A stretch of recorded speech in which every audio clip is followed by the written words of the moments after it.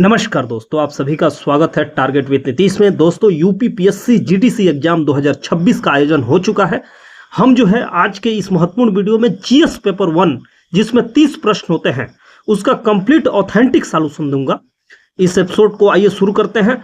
30 प्रश्न जो होंगे काफी रिलायबल होंगे, तो आइए शुरू करते हैं। तो पहला प्रश्न है इसमें, When and where was Guru Nanak ji the founder of Sikhism born? सिख धर्म के संस्थापक गुरु नानक जी का जन्म कब हुआ था? तो जानते हैं आप 1469 तलवंडी में हुआ था।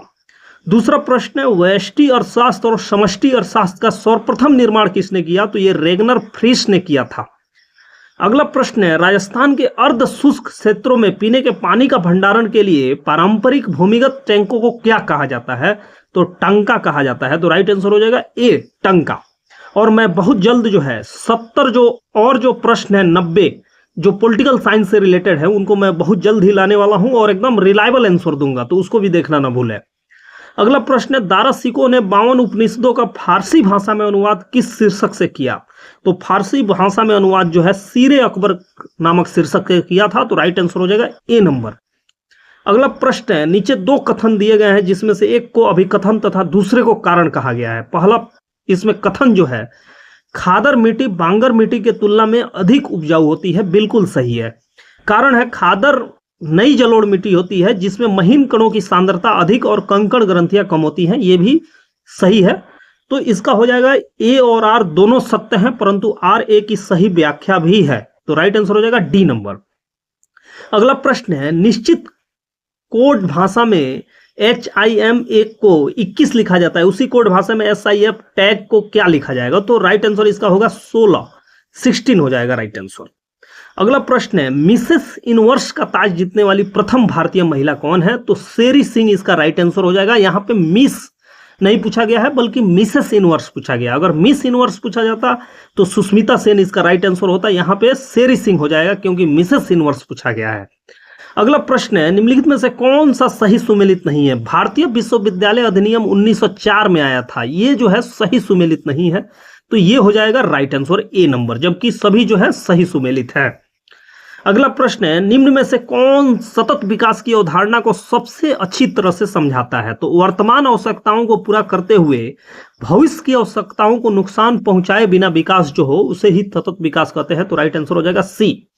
9वीं सदी के अबासिद खलीद अल मामून ने निम्न में से किस अकादमी की स्थापना की जिसमें दर्शन और विज्ञान पर यूनानी, फारसी और संस्कृत के ग्रंथों का अरबी में अनुवाद करने का महत्वाकांक्षी परियोजना को हाथ में लिया? तो इसका हो जाएगा बैत अल हिकमा। राइट आंसर हो जाएगा बैत अल हिकमा।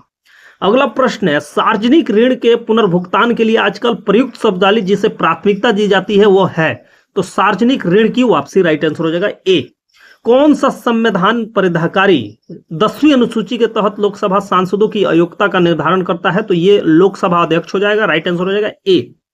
अगला प्रश्न है, यूनेस्को की अमूर्त सांस्कृतिक विरासत सूची में हाल ही में किस भारतीय त्योहार को शामिल किया गया? तो सबसे जो लास्ट भारतीय त्योहार को शामिल किया गया है वो गरबा नृत्य को किया गया था, और उसके पहले जो है पश्चिम बंगाल के दुर्गा पूजा को शामिल किया गया था। इसमें कोई ऑप्शन नहीं है, तो ये प्रश्न ही जो है गलत है। ठीक है। अगला प्रश्न है, निम्न में से किस प्रधानमंत्री को उनके कार्यकाल के कालानुक्रमिक क्रम में व्यवस्थित करें? तो आप जानते हैं सबसे पहले इसमें चौधरी चरण सिंह हो जाएगा, उसके बाद बीपी सिंह हो जाएगा, उसके बाद नरसिम्हा राव, उसके बाद 3 नंबर हो जाएगा। तो 1 2 4 3 1 2 4 3, तो राइट आंसर हो जाएगा सी नंबर। अगला प्रश्न है, कॉफी की कौन सी किस्म जो शुरू में यमन से लाई गई थी भारत में उत्पादित की जाती है और दुनिया भर में उसकी बहुत मांग है? अरेबिका। राइट आंसर हो जाएगा सी। भारतीय संविधान में संस्कृति और शिक्षा संबंधी अधिकार निम्न में से किसके द्वारा प्रदान किया जाता है? तो 29 और 30 में जो है संस्कृति और शिक्षा संबंधी अधिकार है। ये जो रीजनिंग है इसका राइट आंसर हो जाएगा ओ ए, क्योंकि इसमें जो है अल्फ जो वोवेल होते हैं उनका प्रयोग किया गया है, तो ओ ए इसका राइट आंसर हो जाएगा। विकसित भारत गारंटी रोजगार आजीविका मिशन अधिनियम मनरेगा की तुलना में एक महत्वपूर्ण उन्नयन का प्रतिनिधित्व करता है, क्योंकि मनरेगा में, तो इसमें उपरोक्त सभी जो है राइट आंसर हो जाएगा ए नंबर राइट आंसर हो जाएगा। ठीक है। अगर आपका कोई उत्तर इसमें लग रहा है कि आपके अनुसार कोई और होना चाहिए तो आप कमेंट सेक्शन के माध्यम से हमें बता सकते हैं। अगला प्रश्न है, भारत के वर्तमान मुख्य न्यायाधीश के संदर्भ में निम्न कथनों पर विचार करिए। न्यायमूर्ति सूर्यकांत भारत के वर्तमान मुख्य न्यायाधीश है, राइट आंसर है। सूर्यकांत जो है 53वें है, तो ये गलत है। ठीक है, तो केवल यहाँ पे 1 नंबर सही है, यानी कि डी राइट आंसर हो जाएगा, केवल 1। अगला प्रश्न है, भगत सिंह निम्न में से किस संस्था के संस्थापक सचिव थे? तो पंजाब नौजवान भारत सभा के थे। ग्रीन हाउस प्रभाव के लिए कौन सी गैस जिम्मेदार है? तो कार्बन डाइऑक्साइड जिम्मेदार है। अंतर्राष्ट्रीय अंतरिक्ष स्टेशन की यात्रा करने वाले पहले भारतीय अंतरिक्ष यात्री कौन है? शुभांशु शुक्ला है। अगर केवल अंतरिक्ष की बात की जाती तो राकेश शर्मा पहले होते, लेकिन अंतर्राष्ट्रीय अंतरिक्ष स्टेशन की बात हो रही है। भारत का राष्ट्रपति राज्यसभा में कितने सदस्य मनोनीत करता है? 12 सदस्य। राइट आंसर हो जाएगा सी। भारतीय राष्ट्रीय कांग्रेस का पहला अधिवेशन कब हुआ और कहां हुआ? इसमें कितने प्रतिनिधियों ने भाग लिया? तो दिसंबर 1885, 72 प्रतिनिधियों ने भाग लिया था। निम्न में से कौन एक सुमेलित नहीं है? तो ये जो 74वां संविधान संशोधन है ये सुमेलित नहीं है, तो राइट आंसर हो जाएगा ए नंबर।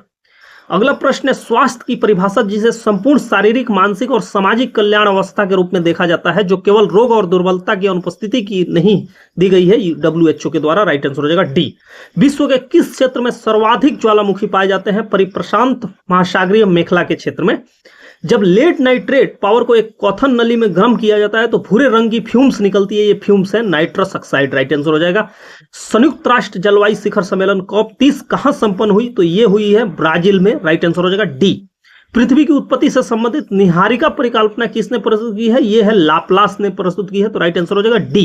तो दोस्तों ये रहे 31 मई 2026 को आयोजित किए गए UPGDC पॉलिटिकल साइंस एग्जाम में 30 जो जनरल स्टडी के प्रश्न आए थे।